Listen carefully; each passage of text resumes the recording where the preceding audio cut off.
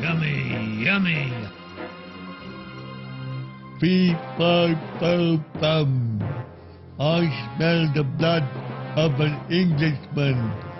Be he alive or be he dead, I'll grind his bones to make my bread. Once upon a time, in a small kingdom of tiny cottages, babbling brooks, and rolling hills, lived a little witch. A middle-sized wolf,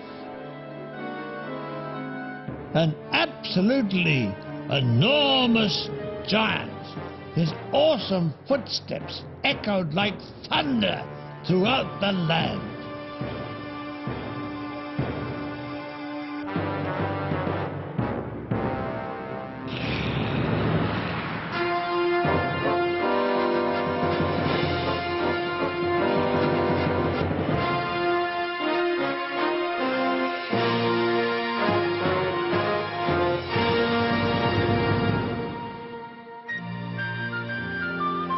Once upon a time, an old couple had so many children they just did not know how to feed them.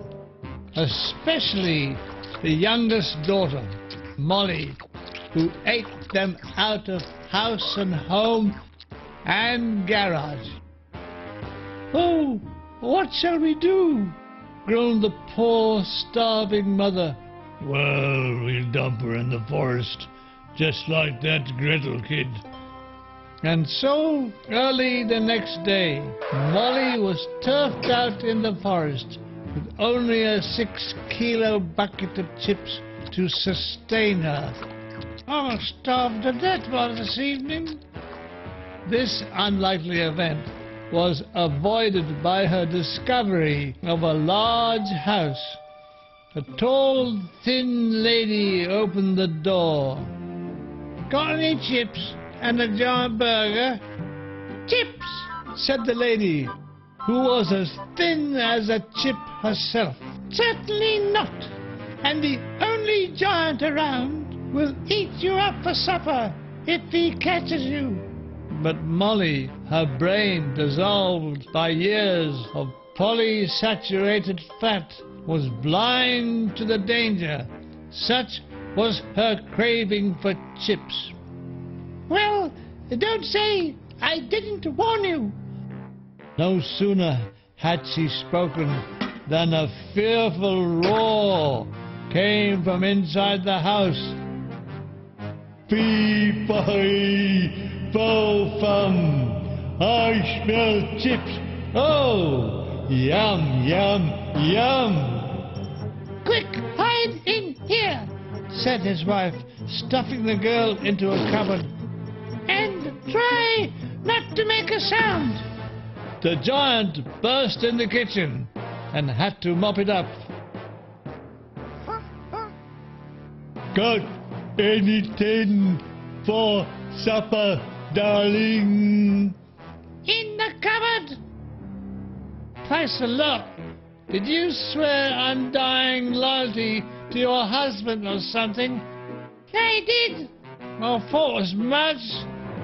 "You'll do for breakfast," said the giant, pleased with his wife's questionable behavior. The wife put a rope around the child and led her up to a bedroom where she was made to sleep in the same bed as the giant's daughter, who had extremely smelly feet and ghastly breath.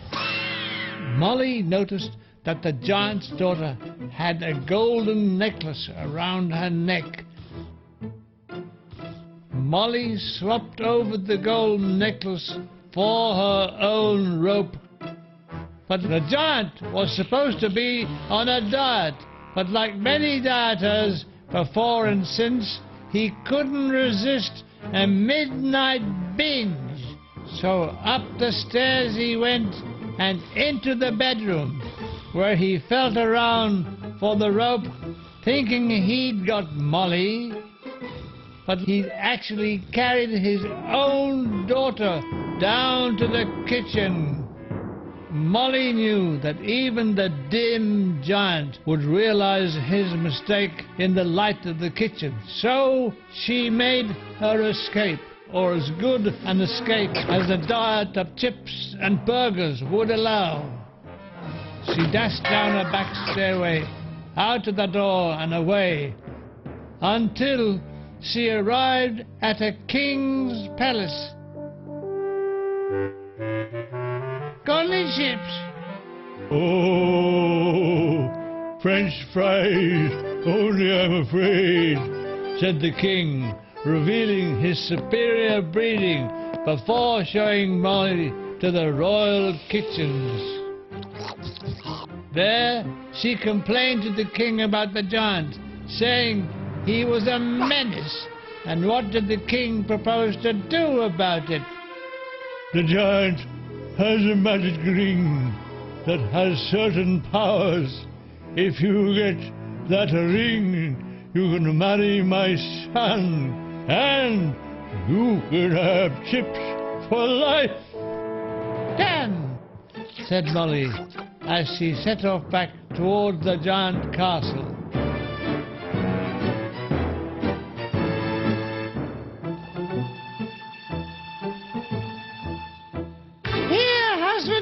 Your breakfast was escaping.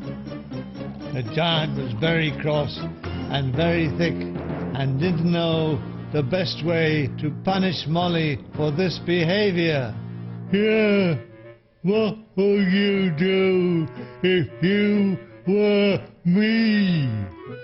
I'll put you in a sack and throw you out with the rubbish. Well, that's what I'll do to you then. He tied her in a sack, then went to check what day rubbish collection was.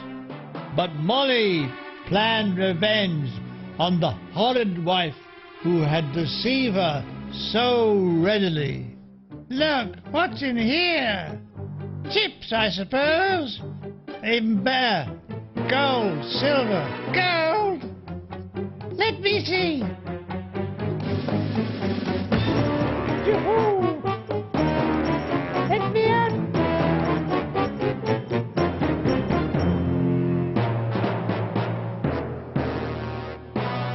You tricked me, you did. It's me, Mrs. Giant. Let me out, you-hoo. But the deaf giant heaved the sack back onto the pavement, from where it was speedily collected 7 weeks later. Molly returned to the king's castle, where he honored his promise by exchanging the prince for the giant's magic ring, an arrangement not entirely to the young prince's liking.